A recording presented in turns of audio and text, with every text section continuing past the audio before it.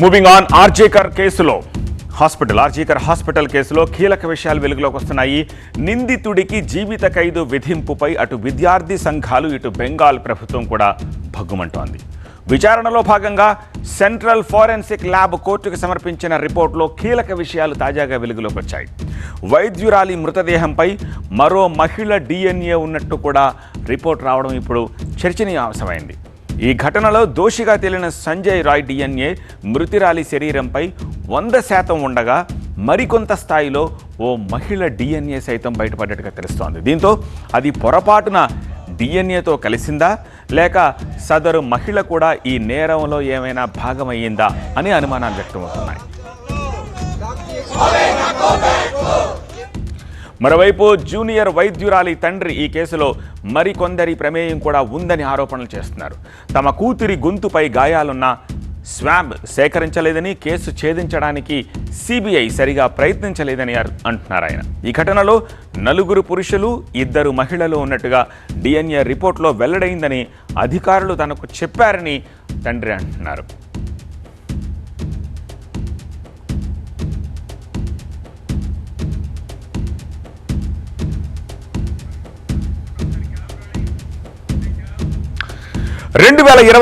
August 9న జరిగిన హత్యాచార ఘటనలో ఆసుపత్రిలోని CCTV నమోదైన దృశ్యాల ఆధారంగా సంజయ్ రాయ్ని పోలీసులు అరెస్ట్ చేశారు. సాక్ష్యాధారాలను పరిశీలించిన న్యాయస్థానం నిందితుడిని సైంటిఫిక్గా కూడా దోషిగా తేల్చి జీవిత ఖైదు విధించింది. అయితే మృతురాలి తండ్రి వెర్షన్ ఏంటో కూడా ఒకసారి మనం చూద్దాం.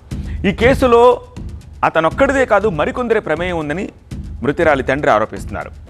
మా కూతురు గొంతుపై కొన్ని గాయాలున్నాయంటున్నారు. స్వాబ్ స్వీకరించలేదు, CBI కేసును త్వరగా విచారించలేదు, డిలే చేసింది అన్నారు. DNA రిపోర్ట్లో 4 పురుషుల ఆనవాళ్ళు ఉన్నట్టుగా మాకు పోస్ట్మార్టం రిపోర్ట్లో చెప్పారు అని చెప్పి అంటున్నారు.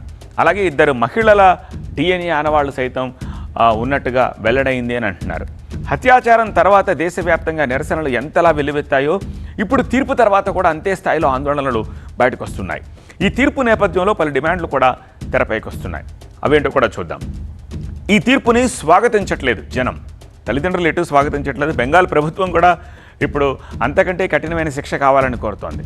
బేసిక్గా ఈ తీర్పుని జనం స్వాగతించట్లేదు. అంతటి క్రూరుడికి ఇంత చిన్న శిక్ష ఏమిటి అని మండిపడుతున్నారు. న్యాయ వ్యవస్థ మీద ప్రజలకు ఇలా చేస్తే నమ్మకం పోతుందని క్వశ్చన్ చేస్తున్నారు. నిందితుడికి మరణశిక్ష ఎందుకు వేయలేదని even chief minister Mamata Banerjee కూడా క్వశ్చన్ చేస్తున్నారు. రాష్ట్ర పోలీసులు దర్యాప్తు చేసి ఉంటే ఉరి పడేది అని మమత అంటున్నారు. ఉరి వెయ్యాలి అంటూ హైకోర్టుకు బెంగాల్ ప్రభుత్వం వెళుతోంది. మరణశిక్ష పడే వరకు పోరాడతామని మరోపక్క విద్యార్థి సంఘాలు కూడా అంటున్నాయి.